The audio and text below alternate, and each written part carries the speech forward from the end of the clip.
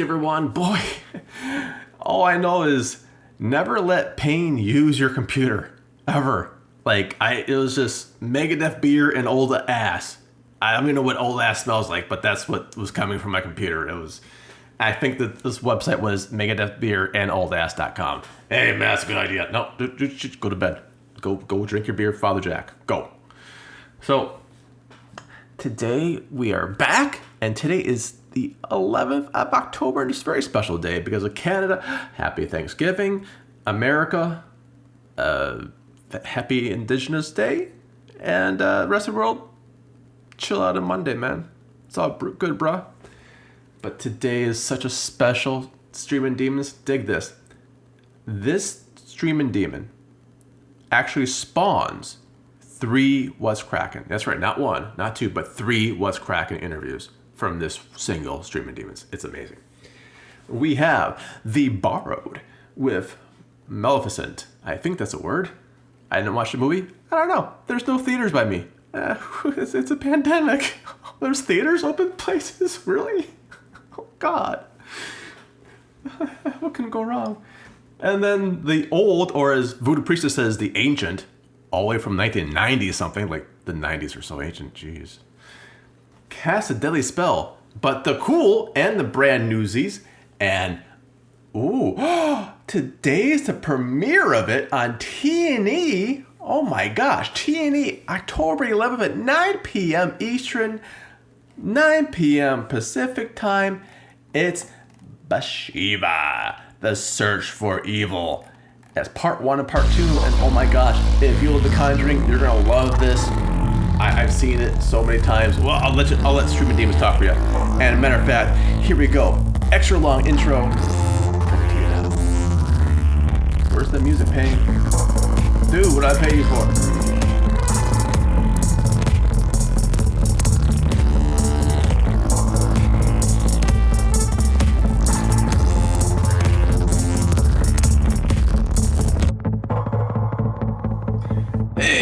Jim Phoenix here, and boy, do we have another exciting episode of Streamin' Demons coming live in front of your naked, filthy little eyes. Today's episode of Streamin' Demons, we have The Old with my former co-host, Voodoo Priestess. Say hello. Am I still fired if I'm still here? We'll talk about that later. And we have the brand new with, wait, that's me, Jim. I'm doing the brand new one. But we had The Borrowed with our guest host, Nicole. Say hi. Hi, everybody. Yay. And we're so happy to have you. We've been talking about this Borrowed movie for a while. And if you are new to Streaming Demons, we've got like 12,000 episodes. Like, what the fuck's your point at this point? You know, just go back to one of the 12,000 episodes and see me do this pitch. But we always let the guests go first. And Nicole, take it away. Okay, so I borrowed Malignant, and I was very excited to see this movie because I'm a huge fan of the Conjuring series.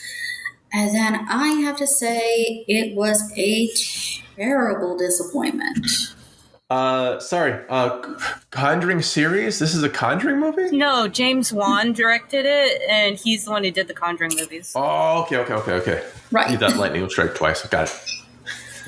Yeah, so it's not part of the Conjuring series, and thank God. It was terrible. You can guess the twist ending right from the beginning. I'm not going to ruin it for you, but trust me, the movie ruins it for you for itself. The acting was not good. The dialogue was atrocious. There's not a single line in there that I think sounds like a realistic thing coming out of a human person's mouth. How about dying giraffe's mouth? Huh? Wah, wah, wah. Not even that? No. Damn it, South Park probably with giant giraffes. Like, the only good thing it had going for it was the effects. And there was a pretty cool fight scene in the middle. Yes, like everyone who sees this movie, you should really just see it for that fight scene because it's totally badass and awesome.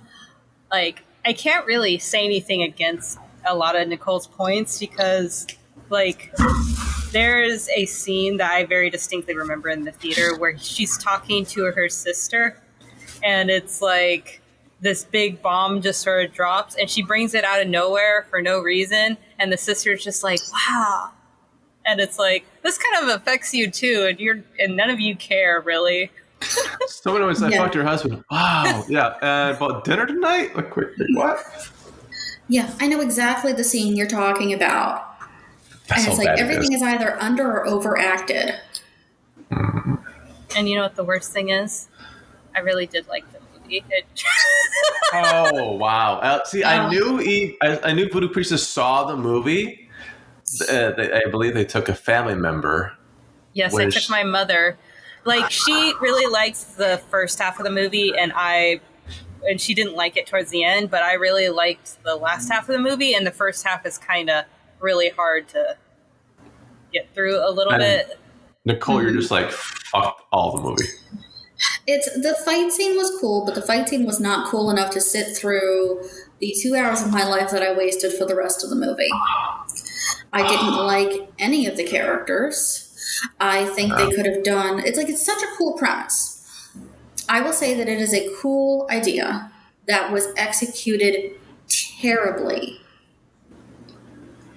Honestly, to me, it kind of felt like it was executed like they wanted to do it in a bunch of different ways or have like a bunch of different stuff in it. And it like... Some scenes were done in going one direction and the other scenes were going in another, and there's another and another. So it's like kind of, I don't want to call it a mess, but it was kind of a mess where it feels Frankenstein together. Frankenstein! I mean, was it? Yes. Frankenstein. Sorry. You're right. It feels like they tried to please everybody and please nobody. Also called Jim's Marriage. But go on. Just kidding. Divorce. Yeah. If you haven't seen it, I wouldn't bother. There's far better horror movies out right now. Wow. So that's a very strong aspect, and we all know there's movies we all had our hopes. Oh my gosh, this is the best movie you saw. Like, I really want to like it, but what the hell? I think the worst thing about Malignant was like all the hype on the internet. Mm-hmm. Like, the hype was either it was the best fucking movie ever and like everybody was agreeing with it, or you get a few people who are like, it's total shit or something. And it's like very few voices in between where it's like, so. You mean the people who were paid for publicity? Yeah. No, I don't think it was them being paid for. No. Why would we ever do an AI bot and just spam shit out like that? No. No. I think it took itself very seriously. And so I think that it was that like Emperor's New Clothes kind of feel. Like there are people that thought they didn't enjoy it because they thought it went over their head, when really it was just boring. Like it wasn't even bad. This wasn't like The Room where it's so bad it's entertaining to watch, or like that horrible movie we watched a couple years ago. The Witch? Not that one, no. The one we did for Bloody Marys. Antichrist? No, that one was terrible. Bully? No, wait, no. I think that was a... I know we did Antichrist. I know we did American Psycho. I know we did... That was Exorcist? The Exorcist was the other one. No, it wasn't Exorcist. It was the one where... Blackbeard's they had daughter? the terrible effects and... Or was that Blackbeard? Was it a doll? It was like clowns and dolls and... We are now talking about a Bloody Mary episode, which must tell you how bad this shit movie is. But like at least that one had entertaining moments. Remember when some movies were somewhat entertaining back in the day? Yeah. So okay, like how many Cthulhu's would you give this? Like if you have a little relative coming over, like if you have a little relative coming over and they want to watch something scary and you don't want to handle any of their little kid scary stuff, you could put this on. Oh, wow. Okay. That's a good spin for it. I'll take a half Cthulhu. And I'm not following that half Cthulhu because I don't want to be that big soundboard. Because I already hear people saying, "You give out ratings like candy. It's like Christmas at your house with your ratings set. Oh, there's like these vodka Cthulhu stuffs." Okay, so Voodoo Priestess, what movie are you bringing? So the one I did was old. Okay. Sorry, coughing. I'm coughing. It was old, and it was from like 1991. Yeah, 1991. That's the old 91. That's not old. That's old. Y'all are old. Oh, no, I'm going home. What? That was like 30 years ago, right? Or 30. no, 20. Oh. I can't count because I'm not 30. Oh god. Not even 30. I can't even. I'm not facing this one. Okay, what was the movie? Cast a Deadly Spell. And I was actually kind of surprised I never heard of it. Me too. It's streaming on HBO Max if you guys have it, but Cast it has Julianne Moore in it, and Clancy Brown, and Fred Ward, who I don't know his name, but I recognize his face, so I'm pretty sure people know him. The dude probably. from the Wonder Years? I don't know what that is. No, that was Fred Savage. Fred Savage, thank you.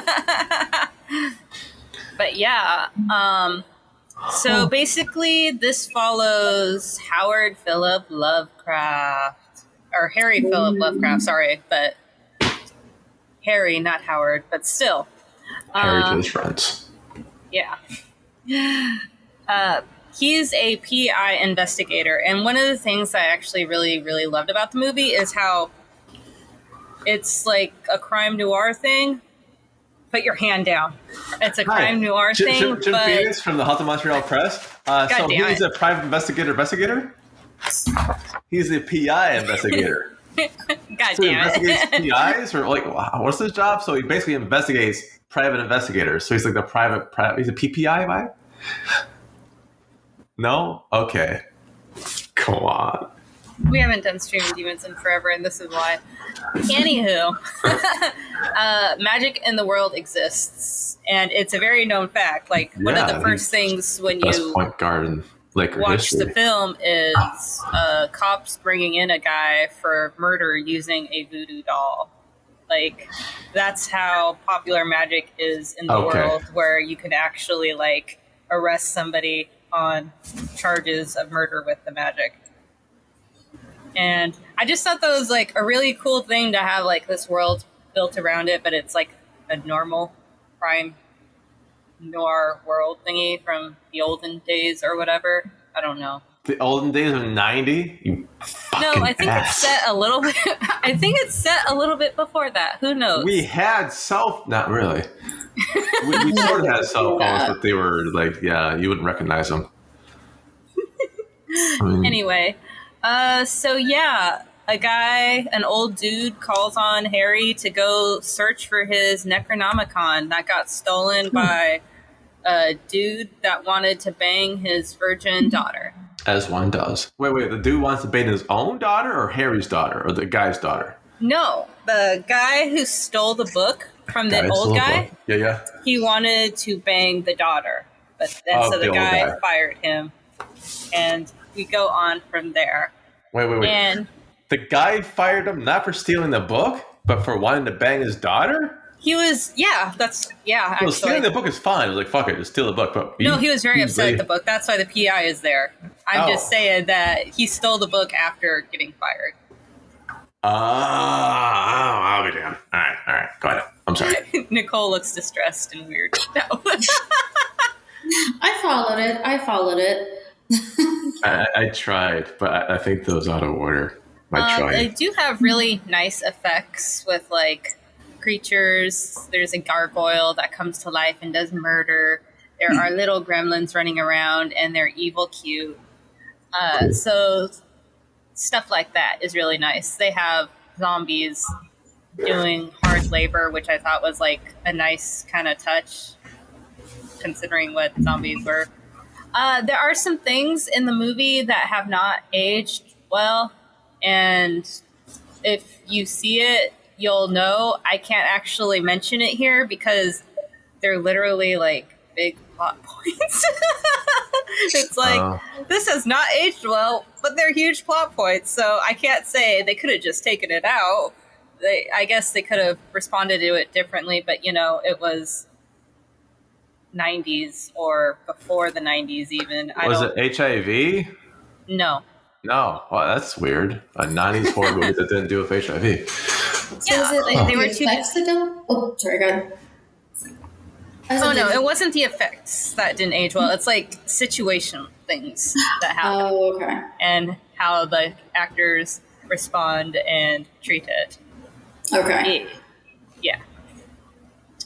Well, without aging well, how many Cthulhu's would you give it? We're at a half a Cthulhu right now, so...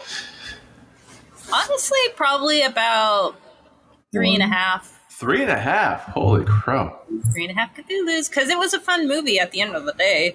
And for the things that didn't age well, the rest of the movie was kind of solid.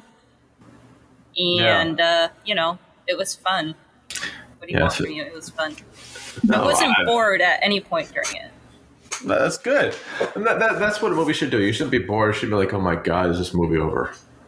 No movie should make you do like, excuse me, Mr. Hobbit, I'm looking at you. Like the Hobbit trilogy. Why is that a fucking trilogy? 12 hours later. People are going to be throwing money at it no matter what. Shit, man. And Avatar got a sequel? Why? Well, that's a whole, like, multiple movies. Like, that was always meant to be a multiple movie thing, though.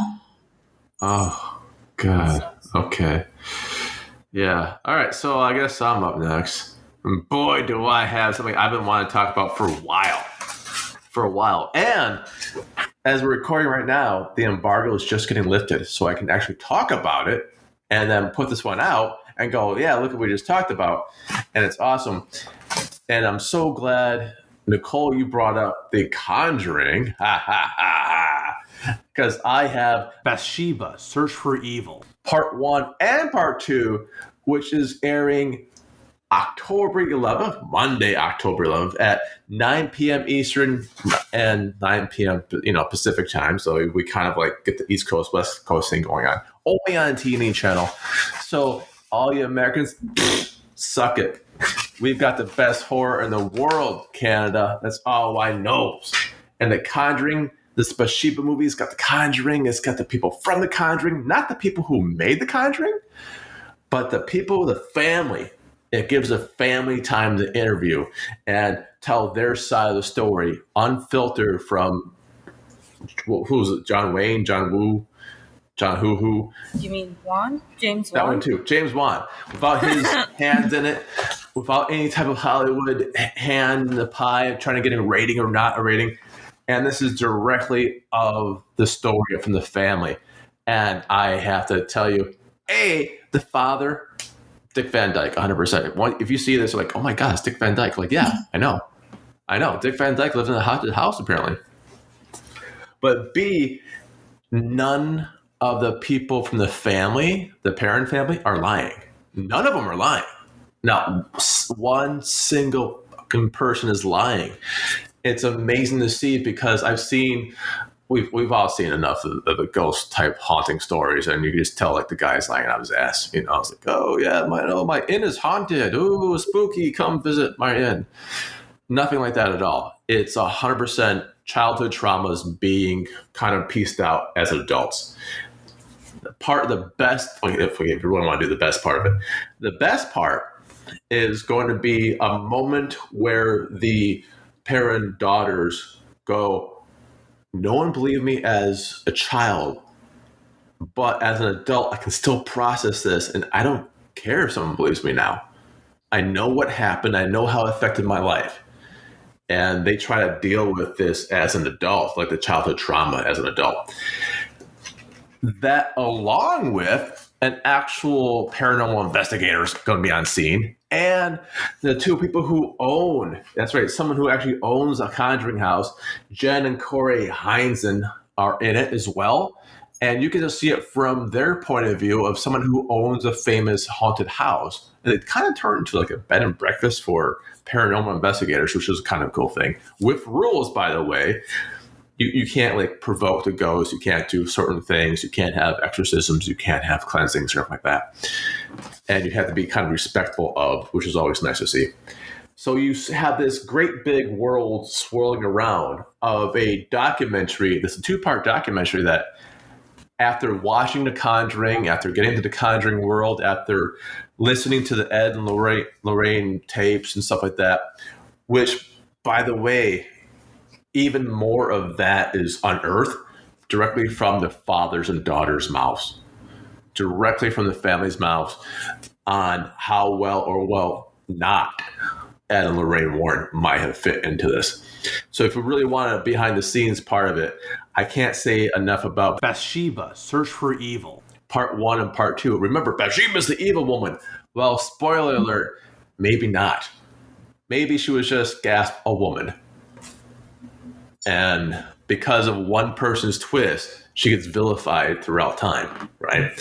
So T&E channel, Bathsheba, Monday, October 11th at 9 p.m. Eastern, 9 p.m. Pacific, usually 8 p.m. Central, unless you're in Saskatchewan and no daylight savings times. You figure that shit out yourself. You have a clock, look at it. Work on it all out without special effects. This is a movie without special effects whatsoever. And I loved it. I absolutely loved it. I love it because it came genuinely. The people come across genuine. And anytime you can give me genuine horror, I'm there. I love genuine horror. It doesn't have to be like, oh my God, nail biting spooky. It's just fascinating as a case study. I can't say enough about it. And you're also saying that everyone in America can't watch it. I could probably watch it. Go to the T&E channel. I don't know if the T&E channel is in America. It might just be the TE channel or whatever it is. I believe I used to see old T&E stuff while I was traveling across America, so I'm guessing it is in America. But I'm very proud that this is good old Canada sometimes, right? So if you've got time, great. If you don't got time, TiVo it. TiVo's still a thing, I'm not sure. VHS, you get your Betamax out. You want to see this. Do not miss the Bathsheba, Search for Evil special. It's a 2-parter. Boom. 1 part, 2 part, 2-parter. It's very cool. On T&E, October 11th, Monday, at 9 p.m. Eastern Pacific. And how many stars would I give it? Ooh, 4.8 Cthulhu's. By the way, not a 5, and I'll tell you why. And I'll tell you why it's not a 5 without spoiling. Some things maybe go, oh, wait, what? No, back up. But nothing with the parent family whatsoever. There's some things that happen in the investigation that maybe go, no, you don't want to do that. So that's why it's not a perfect 5. But 4.8, and guests of our show or speakers of our show or listeners of our show, my gosh, if you have time, you should check out Andrea Perrin's book. It is amazing. It's House of Darkness, House of Light. And we have interviews not only with the owners of the house right now, Jen and Corey Heinzen, but we have an interview of Andrea Perrin on What's Cracking, 100% coming out. And we will be giving away 4 copies of her books on Kindle, all 3 volumes of her book on Kindle. And it is a spiritual trip and a half. I do recommend everyone to read it if you haven't already. So that's how much I believe in this product. I'm pushing it all out. All cards on the table. Chips are down. Chips are up. Pimp up. Hold down. Whatever it is. 4.8 Cthulhu is my final answer. The end. Not bad. Everyone's like, what the hell? Yeah. Oh, crap. Now we have to do plugs, don't we? Yeah. By the way, it is absolutely time for plugs. So as Voodoo Priestess ruffles some paper bag or something like that. Yeah. Nicole, since you are the very first guest, the guest, what do you want to plug? Everyone should go listen to AA on HauntedMTL. Yes, I love it. First 4 episodes out. Pretty excited about that. Yeah, So, I agree. AA was a magical little thing, and Nicole was being way too modest. She wrote and slaved and just went like, why, and then made it happen and did artwork, and it looks great, and the styles are beautiful. It's gorgeous. It's if you like the old radio shows, I think it fits perfectly. I think that's kind of what's missing now in podcast land, and I'm very guilty of having my own podcast, but it's the radio dramas. I love them, and I can't get enough of AA. Also, I won't make an AA joke, but it's that AA, and it's a different AA. So it's everything you think of and more. Only sort of maybe on HauntedMTL on our podcast streams. It's going to be putting out on iTunes, all sorts of that coming towards you, and Spotify's, as well as soon as Jimbo figures out how to effing do it. Sometimes YouTube channel. Yeah, which we're slow and cranking out. So absolutely. Zippy. Yes. If you drink Arizona, try to find extra sweet because that's the best. Yeah. Not a product placement, by the way. This is not a product placement. We get nothing from Arizona Company, nothing from there. Just anyone wonders. That was just the only thing I had lying around my room. Yeah. I forgot. This is the last second thing again because shut up. But because also, some former forever co-hosts don't realize we have a taping schedule. It's all good. It's all good. Everyone drinks Arizona, so it's not like it's really a product placement. So everyone drinks it, really? Everyone drinks. You guys drink Arizona tea, right? No, it's sweet as fuck, and it tastes like dog piss to me. I'm sorry, it's nasty, and I'm kind of a tea purist. Yeah, I think that's the reason why Nicole I'm a tea purist as well, and it's just like, look, McDonald's tea is actually better. Wow. I mean, that's not great either, but like... No, but just do your plugs. Leave McDonald's me alone. tea is basically sugar plus ice cubes, by the way. Yeah, see, you thought you'd like, oh, this is easy. Everyone likes tea. Like, yeah, we like tea. That's why we can't drink that garbage. Yeah. Oh, shit. My plug is, our new sponsor, Arizona Tea. I love the taste of the new Arizona tea. No. I'm going to absolutely push the crap on Queer as Hell, which is out on Amazon. You can get it as a Kindle. You can buy a book. Copies are flying off the shelves. We actually sold like over 200 books from Queer as Hell so far. Yeah, and the money is being divided up in different LGBTQ charities, including some grassroots ones, including some charities who give LGBTQ teens shelter, so they don't have to live in their asshole homes. They can get the fuck out a bit and like not have to absorb abuse all the time. And of course, the Trevor Project gets a little bit of a slice to help them with the anti-suicide movement. So that's my plug. Go buy Queer as Hell. And if you haven't written for Hell's for Children for our next one for the Lumos Project, just drop us a line. That's it for me. Remember, if there's a movie that you watch and we haven't covered, well, I fucking want a cookie. Christ's sakes, there's like 12,000 new streaming services now. What the hell do you want? I mean, right, you can always suggest one of the movies, or maybe you two can be a guest on our show, and Evie can show, or Voodoo Princess can show you her Arizona, Charlie can, whatever that was. Wow. So on behalf of myself, Jim Phoenix, and the two guest hosts, we got Nicole and the forever co-host, Voodoo Princess. I bid you bye-byes. Bye, everyone. Bye. Bathsheba, search for evil. I hear a cat.